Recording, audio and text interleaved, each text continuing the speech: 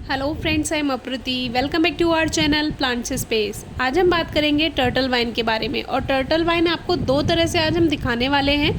सबसे पहले तो ये एक पॉट रखा हुआ था, 7 इंचेस का थर्मोपॉट है, इसमें मिट्टी भरकर रखी हुई थी और ये वाइन इस पॉट में नहीं थी। अभी कुछ दिन पहले हमने आपसे टर्टल वाइन शेयर की थी जो कि ज़मीन पर फैली हुई थी, यानी टेरेस गार्डन पर पूरी वो फैल गई थी, उसकी जड़ें भी फैल गई थी। और इस तरह के जो पौधे होते हैं जिनकी जड़ें चिपक कर चलती हैं छत से या दीवार से, तो वो सही नहीं होता है घर के लिए, टेरेस के लिए। तो उसको हमने उठा करके और ऐसा का ऐसा इस पॉट में रख दिया था। अब ये जो रूट्स आप देख रहे हैं ये वही रूट्स हैं जो कि छत पर फैली हुई थी, लेकिन अब हमने इसको उठा करके इस पॉट में रख दिया और जहाँ इसको रखा ये वहीं से ही ग्रोथ कर गया। और यही इस बेल की खासियत होती है। मुझे ये बेल इसीलिए पसंद है कि इसमें कोई केयर नहीं करनी होती है।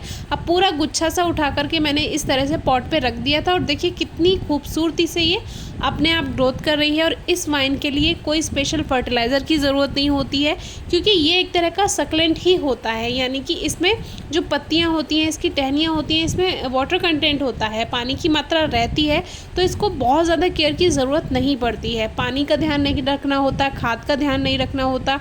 धूप इसको आप बिल्कुल छाया में रखेंगे तो ये बहुत अच्छी ग्रोथ नहीं करेगी। थोड़ी बहुत हल्की फुल्की धूप मिल जाए तो ये काफ़ी अच्छे से ग्रोथ कर जाती है। बाकी ब्राइट लाइट बहुत ज़रूरी है इस बेल के लिए। तो ये मैंने तभी इसको उठा करके इसमें रख दिया था और अब इतनी जड़ें इसकी बन गई हैं इस मिट्टी में।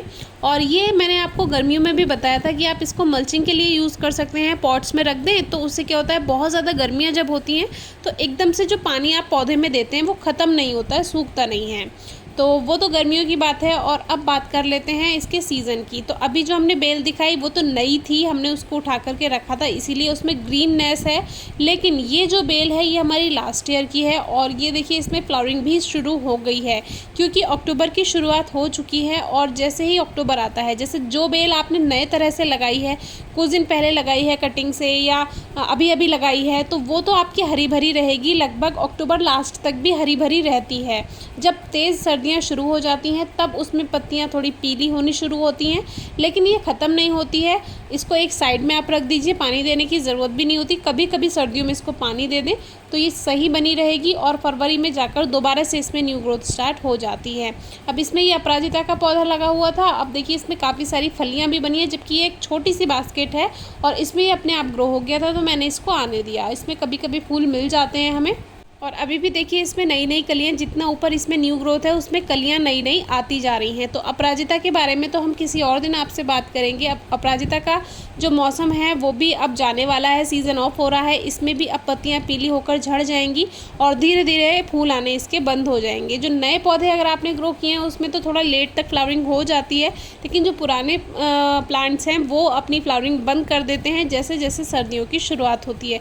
सर्दियों का ये मतलब नहीं है कि ठंड अभी से आ जाएगी। सर्दियों का मतलब है जैसे ही सितंबर ऑफ होता है, अक्टूबर की शुरुआत होती है, जितने भी सर्दियों में डोरमेंट सीजन में जाने वाले प्लांट्स हैं वो अपनी ग्रोथ बंद कर देते हैं। अब ये टर्टल वाइन है, इसकी रंगत भी आप देख सकते हैं, इसमें फ्लावरिंग स्टार्ट हो गई है। तो अब ये भी बहुत बेकार सी लगेगी, लेकिन ये पुराने प्लांट है इसीलिए इसने जल्दी फ्लावरिंग स्टार्ट कर दिया। आपने अभी नया प्लांट देखा, वो हरा भरा है। तो अगर आपको लंबे समय तक प्लांट्स हरे भरे रखने हैं तो उसकी फ्लावरिंग ना होने दें। अब जैसे हमने इसको ऐसा कैसा रखा हुआ था, काफ़ी पुराना प्लांट है ये, तो इसमें जल्दी फ्लावरिंग स्टार्ट हो गई। और जो नया अभी कटिंग से इकट्ठा करके ऐसे पॉट में रख दिया था, नया प्लांट बनाया था, वो अभी भी हरा है। तो इसको अभी हम उठा करके साइड में रख देंगे और अब इसको हम कभी कभी 2 दिन में 3 दिन में एक बार पानी दे देंगे और ये ऐसे ही बनी रहेगी। आप चाहें तो इसकी कटिंग भी कर सकते हैं, थोड़ी सी भी अगर रहेगी तो भी चल जाएगी ये फरवरी मार्च तक।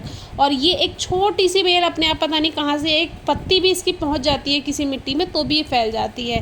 तो एक हिबिस्कस के पॉट में फैल गई है। अब देखिए इसको मैंने हटा करके वापस से इसमें जब मैं रख दूंगी तो वापस से ये यहीं से रूट्स बना लेगी। तो इस प्लांट की मुझे ये बहुत अच्छी बात लगती है कि कोई एक्स्ट्रा केयर नहीं होती और आराम से अच्छे से ग्रोथ कर जाती है। हैंगिंग बास्केट में लगाते हैं और भी प्यारी लगती है, अगर ज़मीन में लगा रहे हैं तो पूरा ग्राउंड कवर कर लेती है तो भी प्यारी लगती है। और गर्मियों में तो मल्चिंग के लिए आप इसको यूज़ कर सकते हैं पॉट्स में। तो कोई क्वेरी हो तो ज़रूर पूछेगा। Thank you.